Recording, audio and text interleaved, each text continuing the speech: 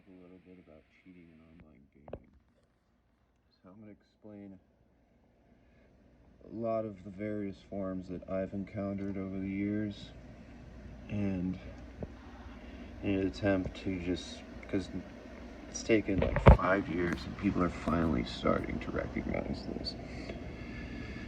One, they silence you on forums for it if you're whistleblowing or you're calling out people and all these cheating techniques that they use. They'll ban you instantly and delete your comments. That's a huge issue, and that only leads to the companies. So when I finally realized that the companies are actually implementing cheating technology into their own games, it started off in Star Wars Battlefront is when I really found the proof. In that game, at the end of it, there's something called player displacement. And this player displacement creates a shadow.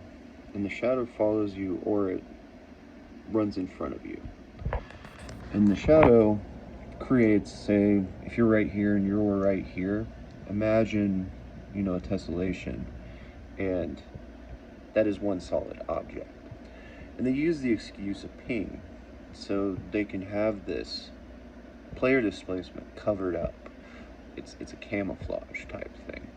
In Star Wars Battlefront, at the end of every game, you would see your player reposition. It would slide backwards or slide forwards depending on your advantage. And so what this does is it creates that shadow, an invisible body of yourself that increases the ability for somebody to shoot you.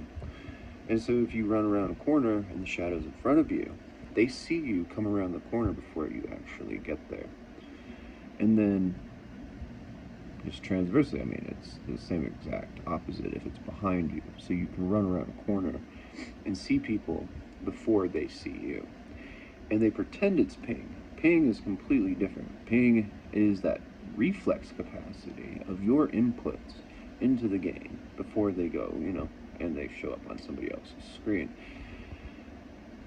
This has been heavily exploited for years, and it's been 9 years now, almost 10 years that I've noticed this. And so I would play Battlefield 4 for the war simulation and the ballistics. I like that. I like racing games. I played Forza, and I was 38th in the world out of something like 650,000 people, right? I'm really good at racing games. And it's not just games, like I know how to drive well in real life too, So it's just, I know when I'm being cheated. But a lot of other players, if the good players start to dissipate, right?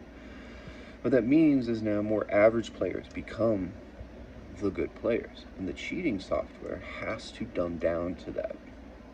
So if players that are top tier are gone, you're going to see then less justification and less rationality from the player base, that more average people are going to understand when they're being cheated.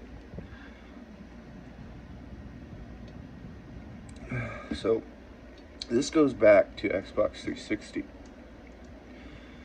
I would play Need for Speed, I think it was Hot Pursuit, and that's when I really figured out that we always knew that there were people that were cheating. The software back then was so obvious that you could instantly tell.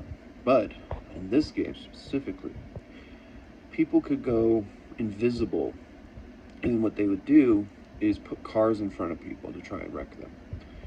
They would spawn them on you and then control it. And it was kind of heartless at that point, or not heartless, but just innocent still. It wasn't like a big deal because there wasn't a lot of money in the industry, and it wasn't just cheating every single person.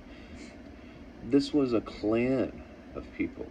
It's like an underground society of oppressing gamers, and they invited me to join them, right? And I don't cheat, so once I said that I was going to whistle blow them, basically. I've been fighting them all for years, but it's gotten too good at this point, and I'm older, so I don't really give a shit, right?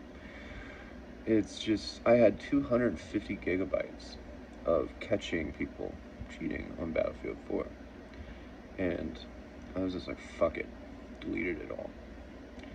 And I caught on my YouTube, you have videos of Forza, the people ahead of me on the leaderboards. So I went to Project Cars. I gave up Xbox, fuck that console. You know, they moved to the new consoles, and the new consoles are more, they're better at hiding how they cheat. In Gran Turismo, I'm gonna upload a video soon of my tune being modified and changed. And they're changing tunes still to this day. And it's just like, you know, I don't even try for the leaderboards anymore. But people just, I don't know what it is. It's petty.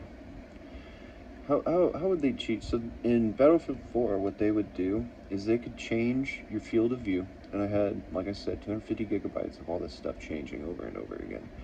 Once they change your field of view, you have to change your like accelerations and tune your controller again. The controllers would randomize by some sort of algorithm. I couldn't really ever figure it out. The only way that I could tell was because one number would click twice. And it's the same thing that they would do in tunes in Project Cars when I caught them. That though Project Cars is now dead, sadly, which was the greatest racing game, that you could change everything in that game and actually modify your weight displacement on the go to prevent being hacked. But players would join in, you would glitch out, and then I would be doing 35 laps in a row on a track, right? And I know every single turn, every single gear, everything. My car would just suddenly change. I delete that person out of the lobby, kick them, car goes right back to driving the way it's supposed to drive. And so, I mean, it just, they're like parasites. So once the players, you know, like, are genuinely talented, are gone, it's so obvious who's cheating that then the cheating has to be dumbed down, and then everybody can figure it out. Well, moving on to the PS5, because I wanted to race with the 24-hour races this year. So I've been saving up, finally can get a PS5, got one, and I'm like, yeah, let's play some sim racing, you know, let's get Gran Turismo. I want to race with the 24-hour races like I used to. It's the same thing. People are just modifying your tunes. And what they've learned to do is to make you worse. Like I said, they would change the field of view in the shooters, and they would change the sensitivities. And Killing Floor 2 is another one, where every game it would force my field of view down so I couldn't, you know, be as quick. It would have to slow me down. And the reason is because I have a high reflex capacity. I don't have a lot of the old videos, but my reflex capacity has been tested to 0.09, and that is really fucking fast. You know, like, things used to look really slow for me, everything I would do, and it'd make me very frustrated that I can't go quick enough to feel the sensation of speed, and everything would just look really, really, really slow. And it's so people like me look like I'm cheating when I'm actually playing at a competent level, that what I consider to be like my normal competent level. And so I have fought these guys for years.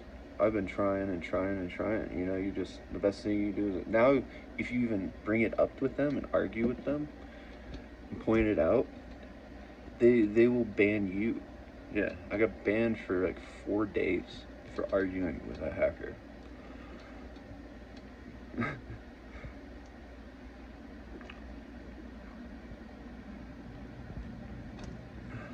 And it's just, you're left on this one idea of, it's just fucking video game. Like, who cares? But on the other hand, you're sabotaging this entire just entertainment culture that I've grown up with. I grew up playing Mortal Kombat, Street Fighter, Sonic, and beating those games. And Mario, like 3 years old, I was beating Mario. It's just, that's ingrained into me that I need video games. So to see all these young people come, and the whole industry is just sort of collapsing from all this stuff that we've waited decades to look so realistic, to really get that immersion that you can escape into these worlds. And then people just sabotage it with cheating by, hacking in one thing is one thing. If you're going to play Borderlands 2, for instance, everybody was copying and cloning weapons. Everybody was cheating. That was okay. There was no victim there. The players got these guns that were impossible, pretty much, by an algorithm of dropping. I mean, the probability of some of this stuff to drop was impossible. That you could play it every single day, like a job, for 10 years, and the chances of actually getting something in the game was impossible.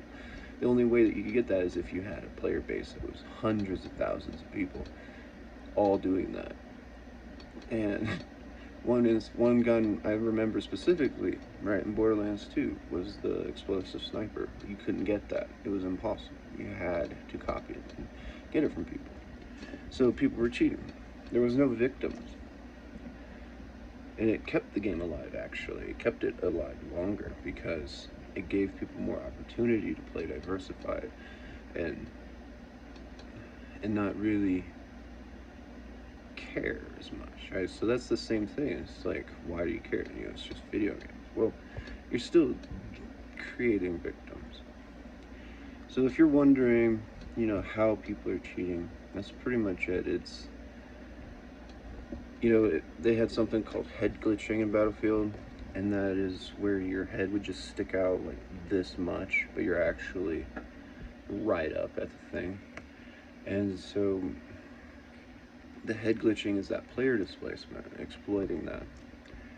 And because you're not, there was even videos online explaining, like, these hackers were actually like justifying head glitching to explain like where I shoot versus what like another person sees is two completely different people.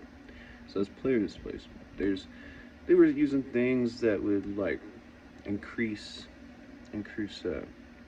recoil is one that's still being used online, that I can go and just shoot at a wall, but if somebody runs in front of that, the recoil just goes perfectly around them all the time. And yesterday, I got the classic aimbot guy who just ran around and aimbotted everybody. He went 5 games in a row, gone 60, 70 kills. And I was spectating him, and he just never stopped running every single game. So the probability, it's pretty much, you can't just run consistently for 5 games straight and only be killed 3 times.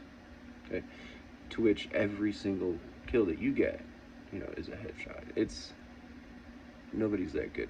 Even I'm not that fucking good, and I know how to get, hundreds and hundreds of headshots in like Killing Floor, my other zombie games.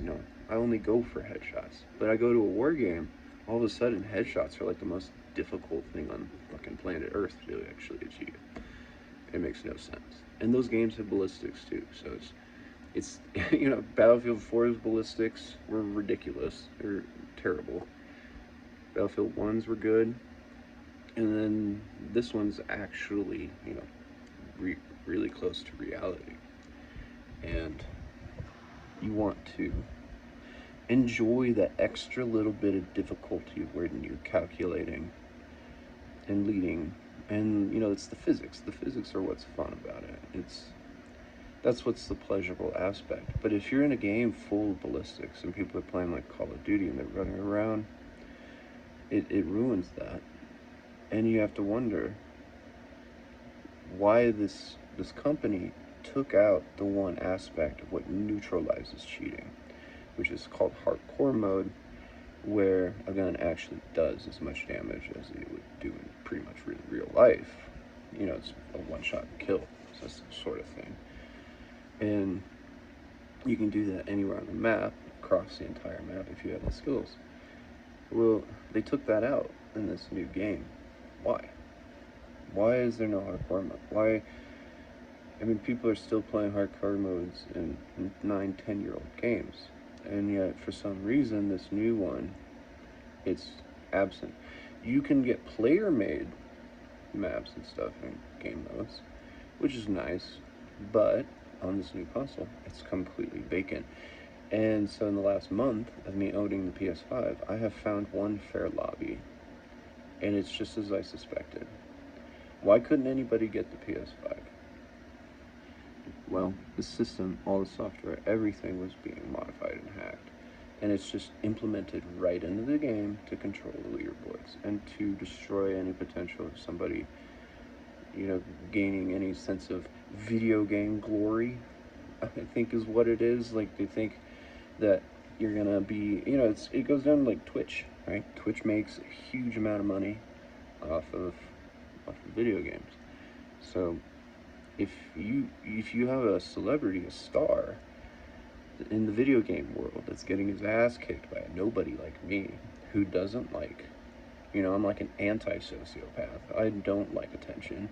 I don't like being the focus. I just like to be sure of what I'm doing is actually at my ability. And if I'm beating people like that, it just completely tarnishes their superiority structure. You know, there's a little complex that they're creating in their fan base so that people can just make money playing fucking video games. I don't know, but really the company's more like a parasite off of those people that make money playing video games, right? And Twitch needs you to be successful. Twitch needs you to be charismatic. They need you to be in the eye of loners and losers who are going to dump money so that they can take it from what they create. That's pretty much all it is. And it's just one instance, you know, once they had competitions and stuff like that. And it's just, it's as fake as boxing. It's like watching Floyd Mayweather versus that other guy. And you could see him pulling his punches and stuff, and it was just an exhibition match. But they didn't want it to be an exhibition match, right? So they pretend it's not one, but genuinely it just fucking is, because they wanted to make hundreds of millions of dollars. And through all that, you know, the real people, the regular people, just get oppressed.